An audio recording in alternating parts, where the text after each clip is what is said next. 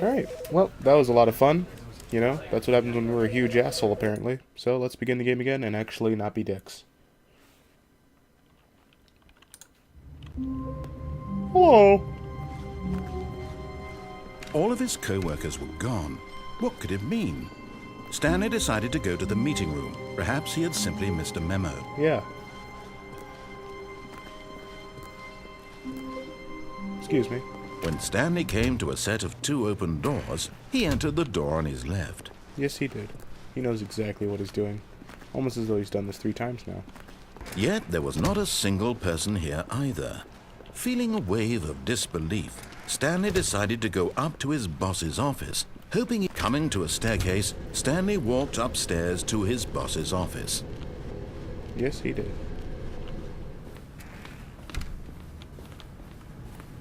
Oh, I can't remember the number. Stepping into his manager's office, Stanley was once again stunned to discover not an indication of any human life.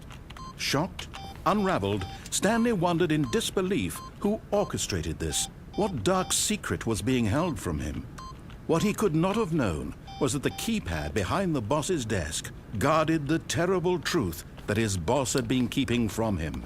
And so the boss had assigned it an extra secret PIN number. Come on. 2845. Ah. But of course, Stanley couldn't possibly have known this. Yet incredibly, by simply pushing random buttons on the keypad, Stanley happened to input the correct code by sheer luck. Amazing. He stepped into the newly opened passageway. Curious what happens if I put in the password after, or I mean, you know, before he's even like, yeah, the password. Finding shit out every day. Descending deeper into the building, Stanley realized he felt a bit peculiar. Peculiar? It was a stirring of emotion in his chest, as though he felt more free to think for himself, to question the nature of his job. Why did he feel this now, when for years it had never occurred to him? This question would not go unanswered for long. Oh, joy. Stanley walked straight ahead through the large door that read Mind Control Facility. I just half of me is like, do it, escape, get the fuck out of there. Yada yada. The lights rose on an enormous room packed with television screens. What horrible secret did this place hold? Stanley thought to himself. Did he have the strength to find out?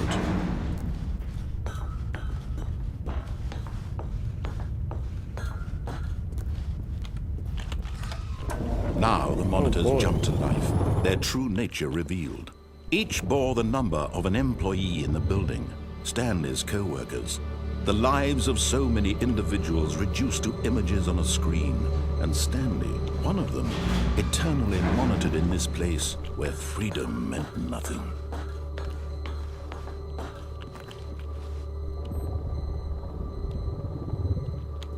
Jeez. This mind control facility, it was too horrible to believe. It couldn't be true. Had Stanley really been under someone's control all this time? Was this the only reason he was happy with his boring job? That his emotions had been manipulated to accept it blindly? No, he refused to believe it. He couldn't accept it. His own life in someone else's control? Never!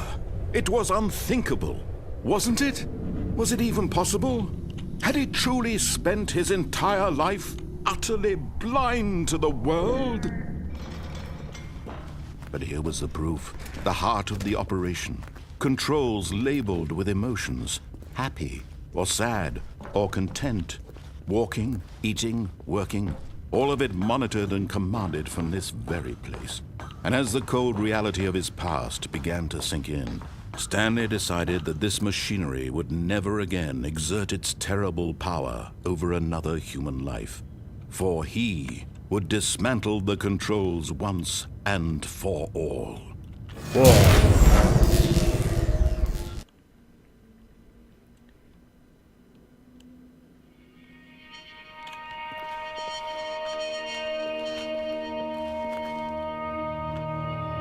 Blackness.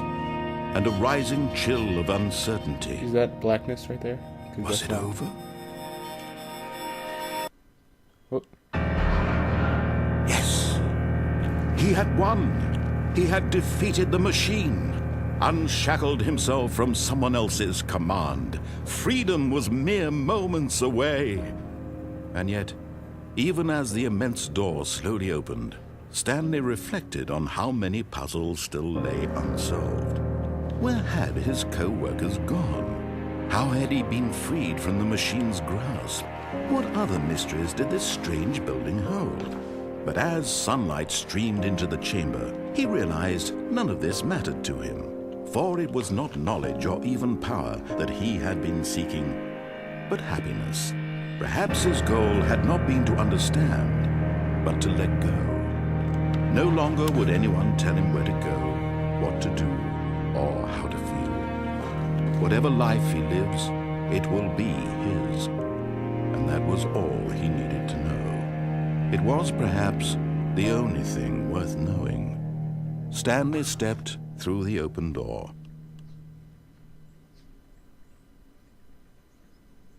Golly gee, this is pretty.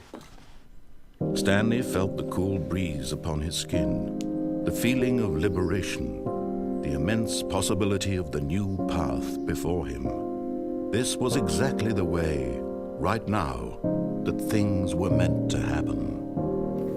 And Stanley was happy. Yay! Beat the game.